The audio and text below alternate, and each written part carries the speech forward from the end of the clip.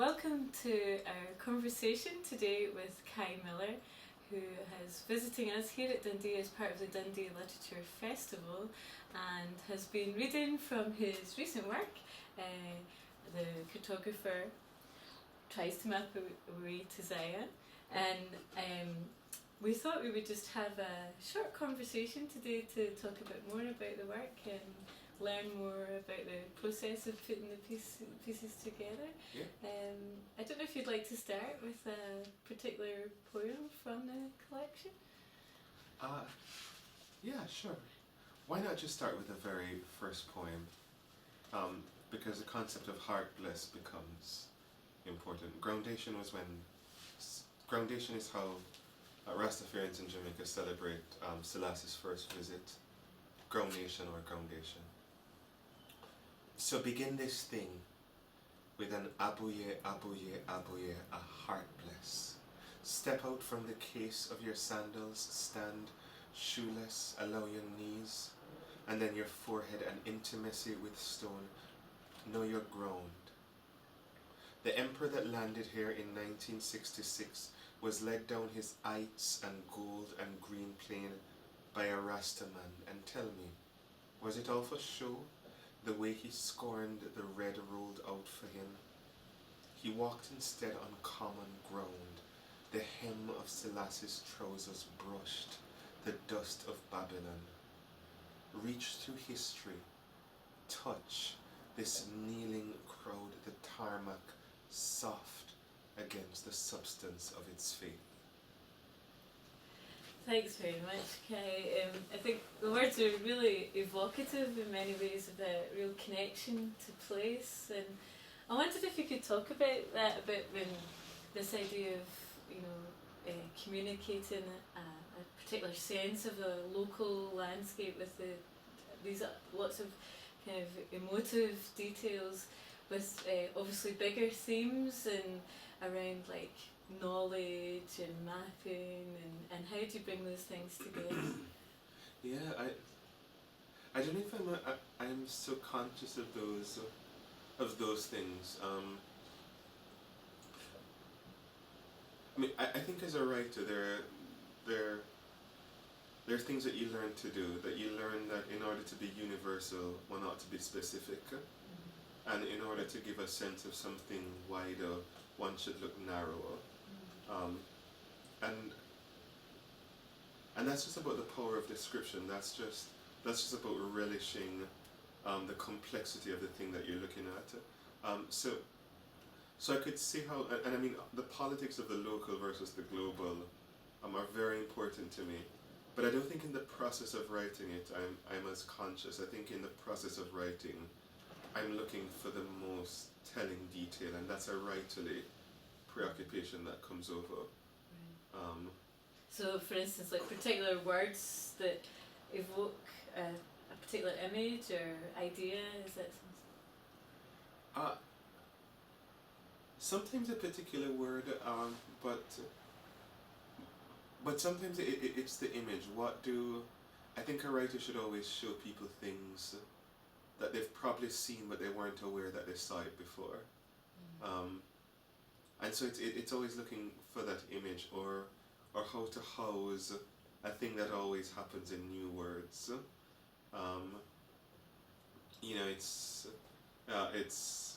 It's evening falling in Jamaica, which can be a very violent place, and but me thinking about the birds that are always on the overhead wires, and I think the line there becomes how birds and bullets pack the purple band of evening and sing the sky to black. I think all Jamaicans in a way know that image, but I think I'm always feverishly trying to find those new ways to say what we know already. And it's interesting you saying that, because earlier you were talking about how you write collections, right? And in this case it's a conversation, right, and that kind of runs throughout this collection. And I wondered if you could also talk a bit about that, the role of the conversation and trying to tease out the problems of cartography and the way it's been used and viewed. Yeah. Well, I think the other thing, one of the things I was saying as well was, I mean, certainly while writing it, I thought of cartography as discursive, and I'd never thought about it like that before. I didn't think of cartography as always representing. Well, there are different elements of dialogue and voice that you recognize. Cartography always has a viewpoint. It always has a bias. It always has limits. It always has an objective. All these things that I associate with voice, with narrative, I realized that cartography always had those things, and so it seemed to naturally suggest that it was dialogic. And then, as we were talking about before, I thought of how places are named and renamed in Jamaica, and how that represents different people participating in the cartography of the lands, and sometimes contesting an imposed history. So the example in there is the kind of stately home Chateau Vert, which the people cannot hear, and they rename it Chateauva. And in renaming it Chateauva, they managed to reinsert an element of history that might have been forgotten. Right. And so cartography seems participative, dialogic, complex, and that's kind of what I wanted to bring out, or one of the things I wanted to bring out in this So it's collection. kind of part of that ongoing process, right, of kind of remapping and rethinking connections. Yeah, yes, absolutely. Actually, it makes me think, thinking of context and how we view mapping in different ways and challenging, traditional views of what mapping is. It makes me think a wee bit of that Anansi figure that you allude to, right, and you have in some of your work as well. And I wonder, could the cartographer be seen as an Anansi figure if we start to kind of see cartography as being more inclusive, or where it becomes part of these other stories that have been hidden in landscapes? Could we have an Anansi cartography, do you think? I was actually thinking recently that I think my next poetry collection might be called Anansi. But in a way, yes, absolutely. But in the way of of cartography being a tricksy enterprise, and so obviously the tricksy enterprise ought to be done by the trickster. And in the way that one of Anansi's most famous acts is when he tries to own all the stories, which is exactly what cartography tries to do. It tries to colonize all the stories of a landscape, and he who holds the stories has the power. So yeah. In a way, I guess I could see the act of cartography as an act of Anansism. Yeah. That makes complete sense to me. I quite like that idea as well, isn't it? That kind of trickery, the hidden story, right? That you're kind of trying to lead people down another path. Which, I mean, earlier you were saying like that thing of having two voices which seem in tension, like whether it's the cartographer and the Rasta man, or talking about Warner Women earlier, Warner Women or the narrator, where in a way the people presume that you're maybe one character when you're the other one, right? Right, yeah. and so you can see that playing into that process of the trickery. It's a constant. Yeah, it's constantly weaving webs. Sometimes webs of deception, and but I mean the other great thing about Anansi is, I mean, he's such a figure of the cross-dress. Of wearing different faces and using different voices, and continually masking and unmasking. It's great. Yeah. And earlier we were also talking a wee bit about how you sort of find voices and that process, and sort of working through different ideas. And I was quite curious. You write across a lot of different genres, like poetry, short story, long fiction, and non-fiction as well. Yeah. And I was wondering, when working in those different formats, does that give you the opportunity to kind of express particular ideas or different themes is it another way of finding a different voice in different settings? Yeah, I mean, I do think that not every, I shouldn't say story, but not everything I want to write is suited or can be shaped into every genre. And I think it does offer me a kind of flexibility. I mean, there's a part of blogging that is, to me, the most immediate connection I have with an audience, but sometimes with Jamaica in particular, and with what's happening now. That I don't want to wait 4 years for a book to come out to say that what that MP said was stupid, and it ought to be challenged now. Right. And poetry gives you the possibility of language. You know, I think in a way it's obvious with this new collection, the cartographer tries to map way design. It could have been a series of essays. But I think that's been done, and so I wanted to do something different. And at the end of the day, I think that what poetry offers is that it remakes language. And so at the end of the day, though there are many ideas, and though it seems to be competing to be a book of essays, probably at the heart of it, what made me sure that it was a poetry collection is that weird dissonance that happens when the very spiritual language of Rastafari encounters the very scientific language of cartography, and how do they make a sound against each other, which would, in my mind, clearly be a new sound, and it would be interesting coordinating those two things, and poetry offers that possibility, I think, in a way that other genres don't offer that possibility. And there's something I could do with this as a poetry collection that I couldn't do with it as an essay. So there are various impulses. The impulse to speak truth to power, the impulse to do something new with language, just because I'm excited by the possibilities, and sometimes simply the impulse to tell a good story. You know, if there was a story I wanted to tell, it wouldn't even be a sequence of poems. I mean, this pretends as well to be narrative, but there's no real plot. You know, but there are stories I want to tell differently.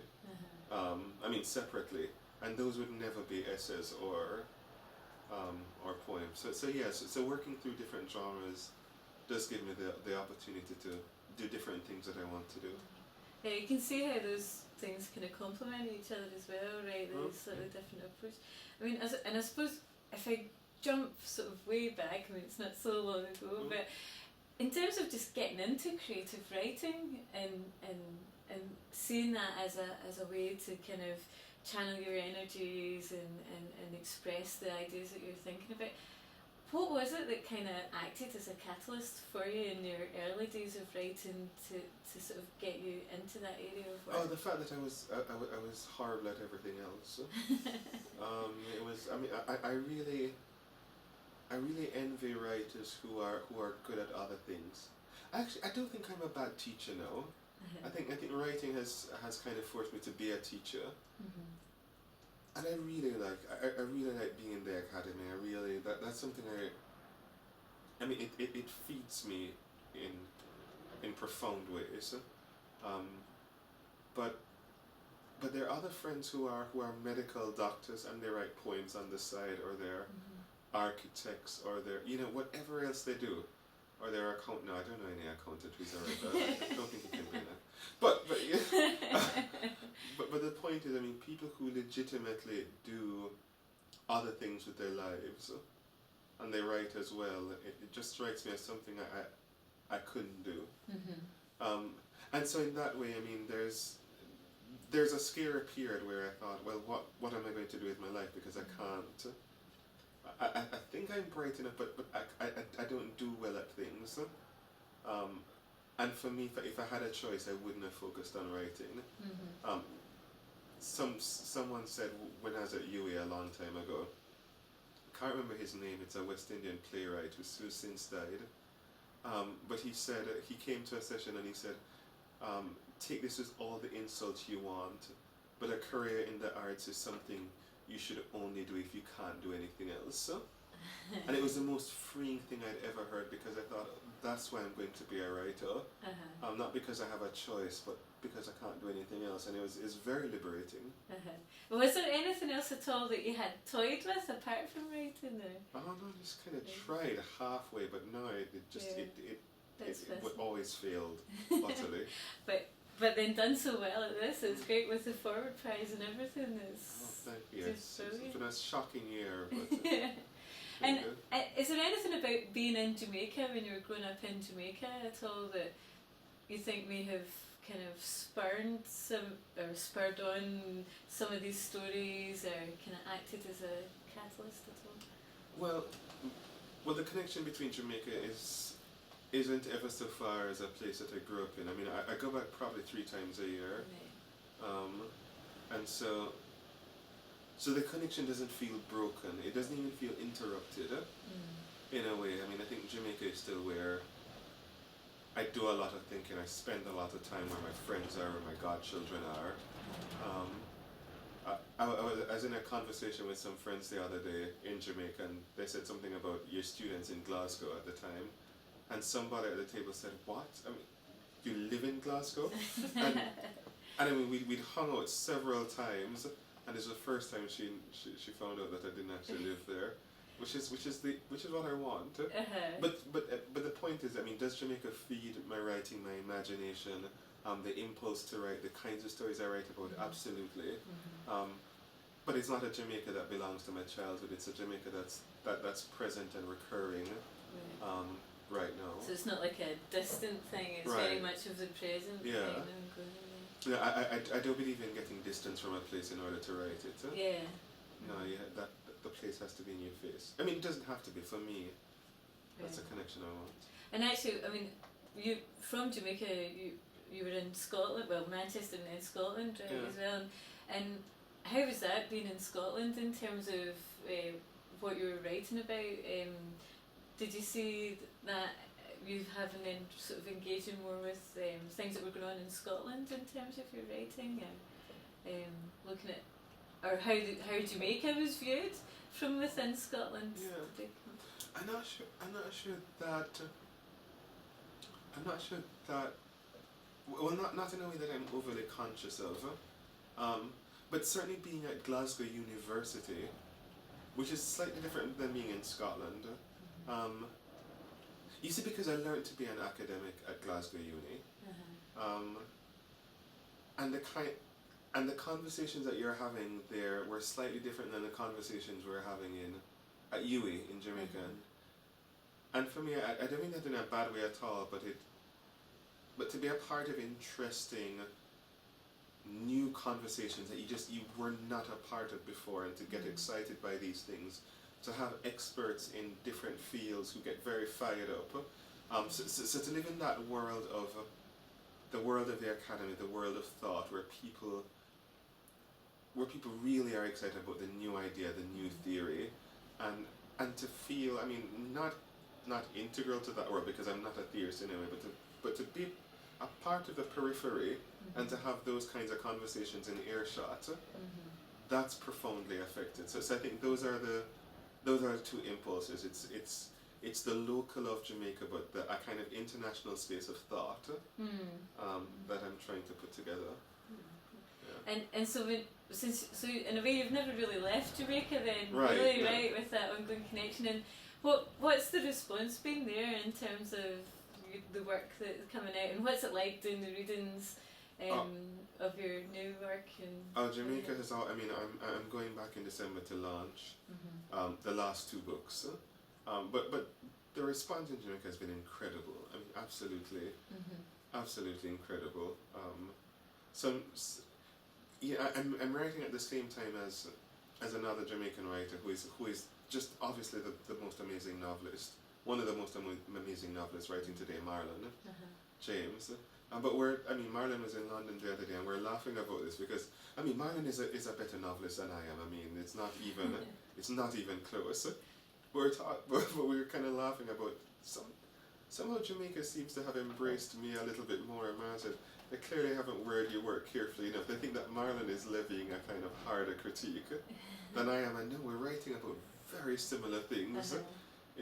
I think in very similar ways, but mine is much more unflinching than I am. But I give thanks. It means that there's been a kind of massive embracing of what I've been doing. Well, that's great. I mean, and actually, it's interesting you talking about Marilyn James as well. I mean, do you have a sense that there is sort of a camaraderie among Caribbean writers who are exploring sort of similar themes, perhaps in different ways? Amongst a lot of us, yeah. Yeah. No, definitely. Definitely. I mean, those are friendships that I value a lot. Yeah. Because they are doing absolutely interesting things in very interesting ways. Yeah. Oh, it sounds great. I wondered if I could maybe ask you to read another piece from your collection again. Oh, right. If So, possible. yeah. I'll read something very dark again at the beginning. And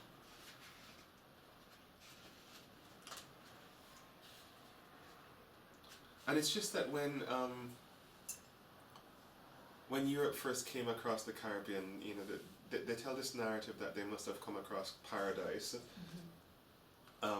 which is another kind of revisioning, which isn't very true. So I started to write this poem early on in the collection about the land before it's mapped. It's called Unsettled. So consider an unsettled island. Inside the unflattened and unsugared fields, inside a tegaric sprawl of roots and canopies, inside the tall centuries of bloodwood and yokewood and sweetwood, of dogwood, of bullet trees, so hard they will one day splinter cutlasses, will one day swing low the carcasses of slaves inside a crawling brawl of vines, unseemly flowers that blossom from their spines, inside the Lego orchids and languishing hibiscuses that throw raucous syllables at crows whose heads are red as anattos, inside malarial mosquitoes that rise from stagnant ponds, inside a green humidity thick as mud, inside the stinging spurge, the night shade, the madame fates, inside spiders, gnats and bees, wasps and lice and fleas, inside the dengue, the hookworm, the heat and botheration, unchecked maca sharp as crucifixion. This is no paradise, not yet. Not this unfriendly, untamed island, this unsanitized, unstructured island, this unmannered, unmeasured island, this island unwritten, unsettled, unmapped. Thanks very much. It seems like such a poignant moment actually to kind of finish up when there's so many things that are unmapped actually, and I think you point the direction towards some really exciting future journeys in your work as well. Thank you, I think. What do you have any sort of projects that are emerging at the moment that you're kind of working through now? There's a long fiction, which I won't say much about, but there's a long fiction book that really this book was a distraction from it because I knew I wouldn't finish it in time, and the essays was a distraction from it because I knew I wouldn't finish it in time. So now that the distractions are out of the way, I really should go back to writing that novel. Oh, great! So that's what I need to go back and do. We're looking forward to it. Well, thanks again very much for taking the time to me, come up here. It's been a real pleasure. Cheers. Thanks very much, Kei Miller. Thank you. you.